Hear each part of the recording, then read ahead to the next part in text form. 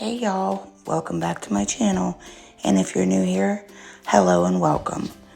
Today we are going to be making some homemade instant pot chicken and dumplings. This may look overwhelming, but believe me, it's not.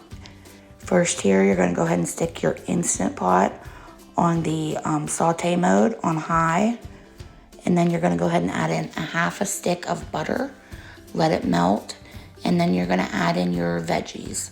You want a handful of celery, carrots, and onions. Stick those in there and just let them saute. You're gonna saute them for about 5 minutes.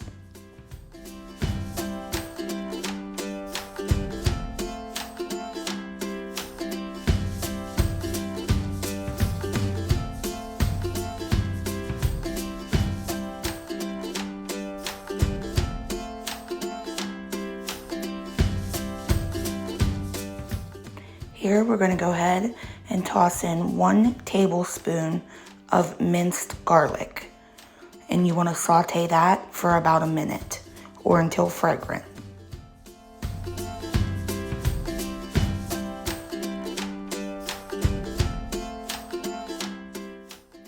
Now that we have everything nicely sauteed, we're going to go ahead and add in 6 cups of chicken broth and give that a stir. And now I'm adding in my chicken breasts. I have 3 large chicken breasts here. They are still partially frozen. The recommendation is for 1 whole chicken, but I just used 3 large chicken breasts. And then you want to add in 3 bay leaves, put your lid on, set it to sealing, not venting. And you're going to want to go ahead and cook this on manual high pressure for 10 minutes. I did 14 since mine were frozen. And this is what it looks like when you are done. You want to do an instant release. And then we're going to go ahead and take that chicken out.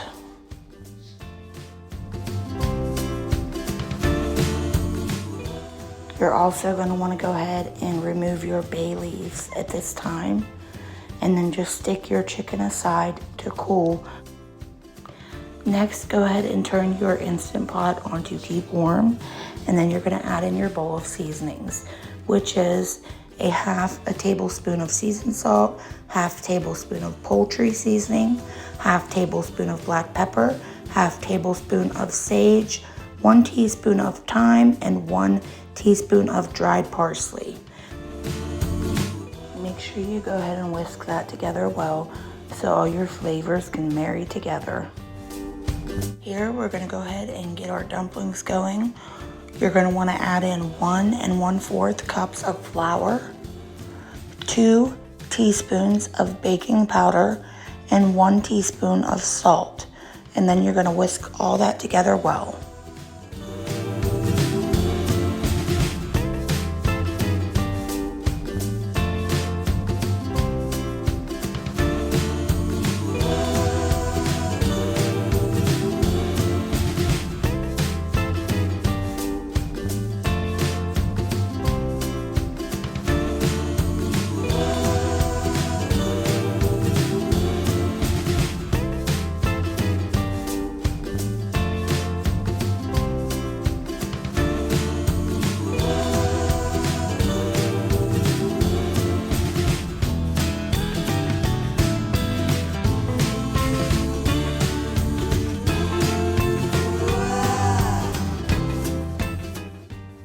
After you get all your dry ingredients well mixed together, you're going to want to go ahead and add in 2 tablespoons or 1/4 cup of salted melted butter.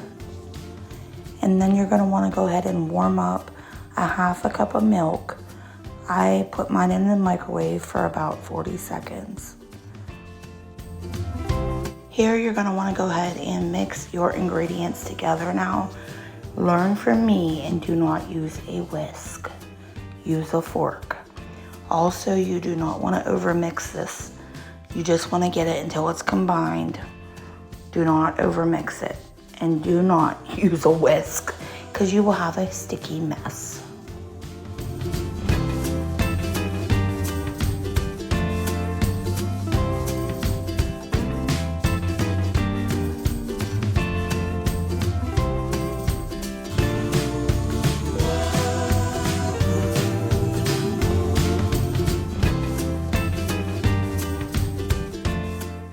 After you go ahead and get everything combined to the best of your ability without over mixing, you do not want to over mix this.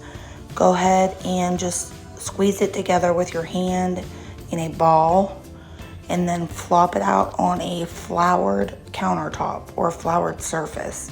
If you would like to use a cutting board or whatever you want to use, that's fine. Just make sure it's floured.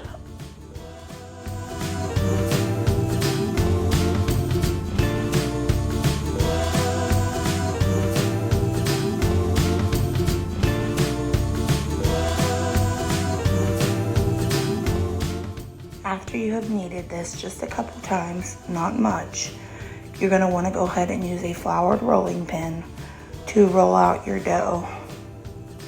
You want to get this to about 1/8 of an inch thick. You want it very thin.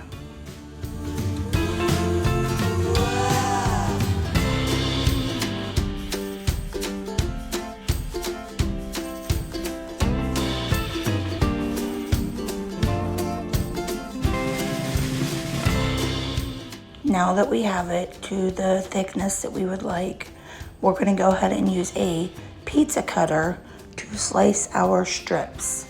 You want these to be about 1 inch by 2 inch, but that's hard to do, as you can see by mine. Just get them to your liking. After you got them all cut up, just go ahead and sprinkle some flour on top so that they don't stick together. Alright y'all, I'm still new at this. I messed up. Apparently my camera was not recording for a certain period of time. So this is the instructions. I was going to go ahead and just not even post this video, but this food was so delicious that I still have to post it. I'm just missing a little snippet in the middle. So what you want to do is you want to add in a cornstarch slurry. That's 3 tablespoons of cornstarch and 3 tablespoons of water. You also want to make sure that you have turned your Instant Pot back onto the saute function. Then you're going to go ahead and add in those dumplings one by one so that they do not stick together, stirring them occasionally until you've got all of them added in. After you have all the dumplings in, this is what it should look like. Boiling, you want to stick on your lid, but not on, just sideways like I did, for 10 minutes. After 10 minutes, you're going to pop that lid off, stir those dumplings up again. After you give those dumplings a good stir, go ahead and turn your Instant Pot onto the off or keep warm function. Now is the point where you want to handle your chicken.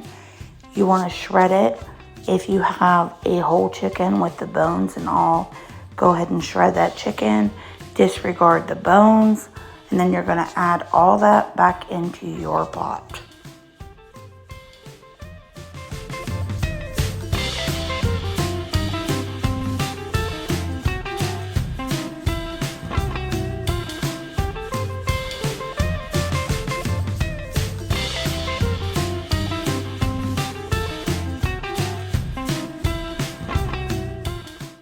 Now that we have all of our chicken added back in to our Instant Pot, we're going to go ahead and give that a stir. And then we're going to go ahead and add in 1/2 cup of heavy cream. Give it another good stir. And guess what, y'all? It's done. And it is delicious. The best chicken and dumplings I've ever had. One of the best meals I've ever had, honestly.